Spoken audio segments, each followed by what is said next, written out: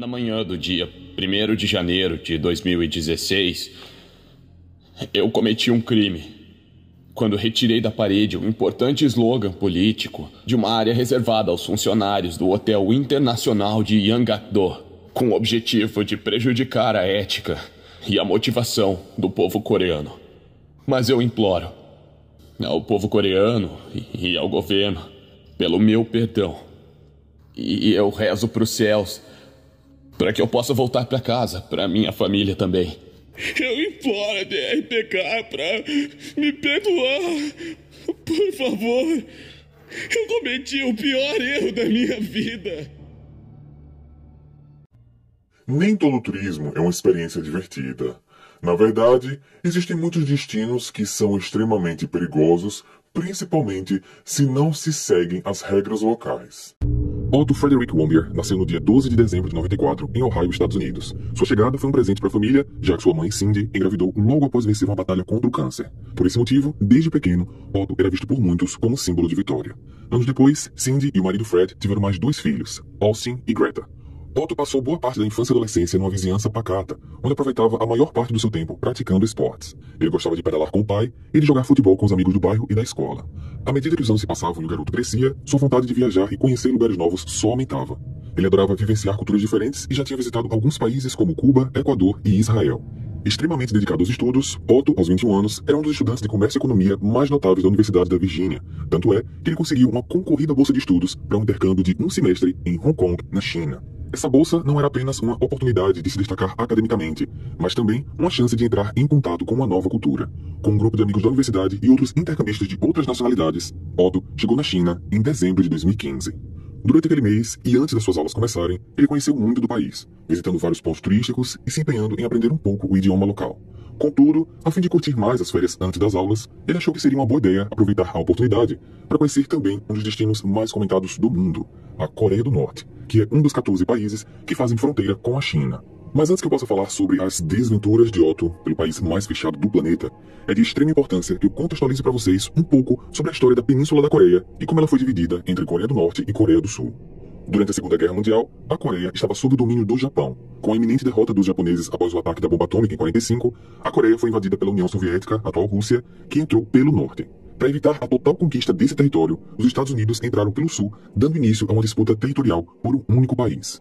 O conflito durou 8 anos, até que os dois lados, norte e sul, foram separados por uma linha imaginária chamada Paralelo 38. Após se converterem em 2 países independentes, a Coreia do Norte, sob a influência da União Soviética, se tornou uma república comunista, e a Coreia do Sul, sob a influência dos Estados Unidos, se tornou uma república capitalista. Anos depois, enquanto a Coreia do Sul viria a se consolidar como uma democracia, o que é até os dias de hoje, a Coreia do Norte passaria a ser comandada por um regime totalitário instaurado pela dinastia Kim. Atualmente, é Kim Jong quem está no comando do país, sucedendo o pai e o avô. Como uma consequência da guerra e da tensão entre esses 2 países, apoiado por seus aliados internacionais, a Coreia do Norte se tornou um país fechado e de difícil relações diplomáticas. Se mantendo até hoje como um país completamente isolacionista, a população norte-coreana sabe muito pouco ou nada do que acontece no resto do mundo. Lá não são apresentados filmes estrangeiros, os jornais são monitorados, o acesso a livros e todo tipo de informação cultural externa é limitado e a internet é mais uma intranet, com acesso apenas ao que é disponibilizado dentro do país. Os cidadãos não têm liberdade para viajar ao exterior, eles precisam de permissão para isso, o que leva a uma série de fatores internos a serem analisados, assim como não é qualquer pessoa que pode entrar no país. Apesar de extremamente burocrático, existe um caminho oficial via agências turísticas, exclusivamente chinesas, que torna possível uma viagem turística, mas de modo controlado, que pode incluir a entrega de passaportes a funcionários do governo, como também o acompanhamento de oficiais durante toda a estadia dos visitantes. O turismo é guiado e muito restrito, com regras que vão desde não tirar fotos em alguns pontos, proibição de entrar em determinados estabelecimentos e evitar conversas longas com a população local. Se o turista não desrespeitar as regras locais, é possível visitar várias cidades e retornar com segurança para casa. E era isso que Otto planejava fazer quando contratou um pacote turístico de ano novo para passar 4 dias na Coreia do Norte. Fisgado pelo slogan atrativo da empresa Young Pioneer, destinos que sua mãe prefere te manter longe, Otto não pensou 2 vezes antes de embarcar naquela jornada. Jornada essa que praticamente não teria volta.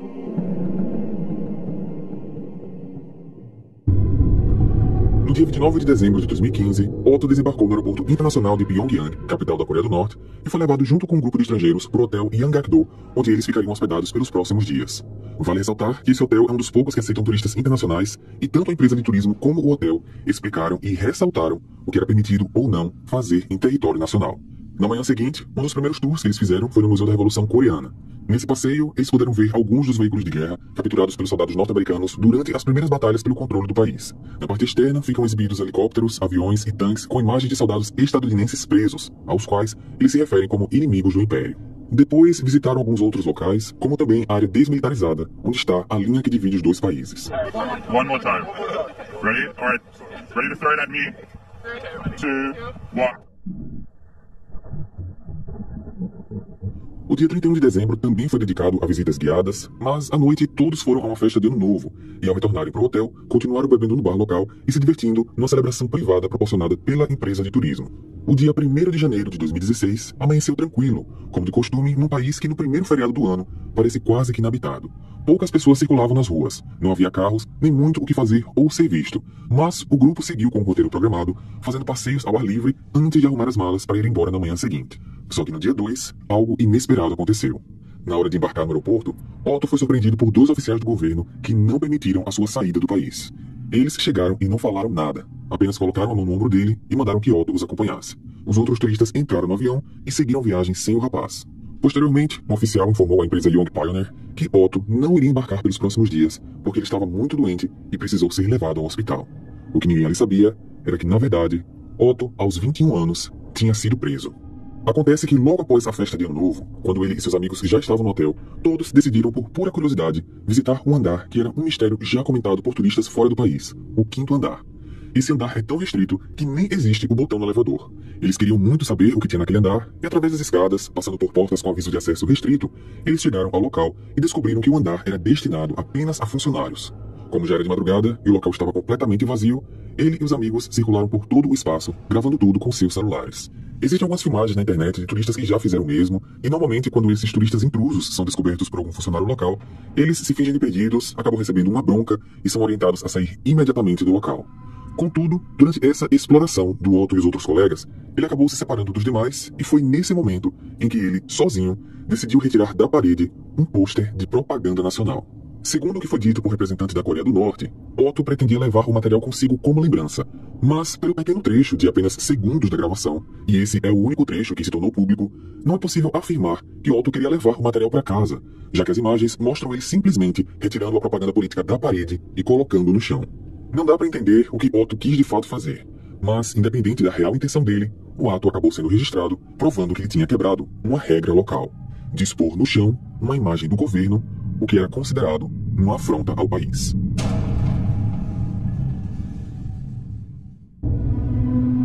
Nos primeiros dias após a notícia oficial da prisão, a empresa Young Pioneer tentou contato com o governo norte-americano para entender os motivos de Otto não ter sido liberado para deixar o país. Até aquele momento, nada tinha sido explicado a ninguém. Eles então informaram a situação aos familiares e à Embaixada dos Estados Unidos na China. A partir daí, se iniciou um longo diálogo para tentar entender do que exatamente Otto estava sendo acusado, mas os oficiais não eram claros nas suas explicações. A resposta veio somente 2 meses depois, no dia 29 de fevereiro. Durante uma coletiva de imprensa, Otto confessou, chorando, que tinha roubado uma propaganda, desrespeitando o Estado e o seu líder. Na manhã do dia 1º de janeiro de 2016, eu cometi um crime quando retirei da parede um importante slogan político de uma área reservada aos funcionários do Hotel Internacional de Yangador, com o objetivo de prejudicar a ética e a motivação do povo coreano. Eu entendo a seriedade desse crime e eu não tenho ideia de qual pena eu posso enfrentar. Mas eu imploro ao povo coreano e ao governo pelo meu perdão. E eu rezo para os céus para que eu possa voltar para casa, para minha família também. E eu fiquei muito impressionado por como o governo coreano trata as pessoas que cometem crimes graves como aquele que eu mesmo cometi. Eu imploro a DRPK para me perdoar. Por favor, eu cometi o pior erro da minha vida.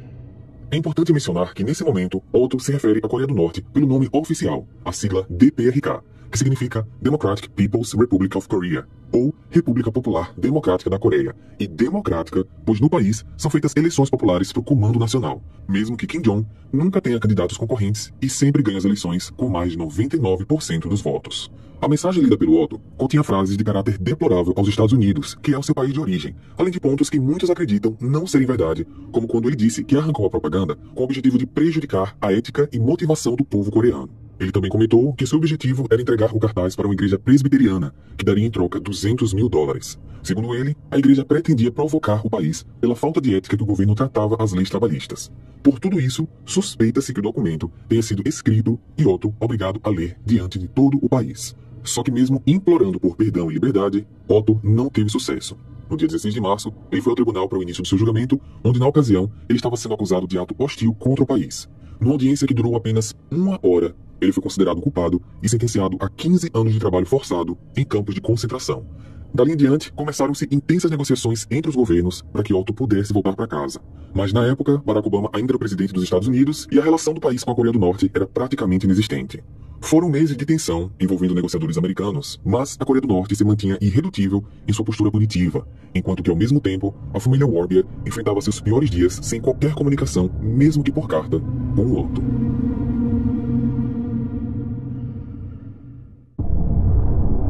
Um ano e meio se passou, e em 2017, já no governo do Donald Trump, as negociações para o resgate do Otto finalmente avançaram.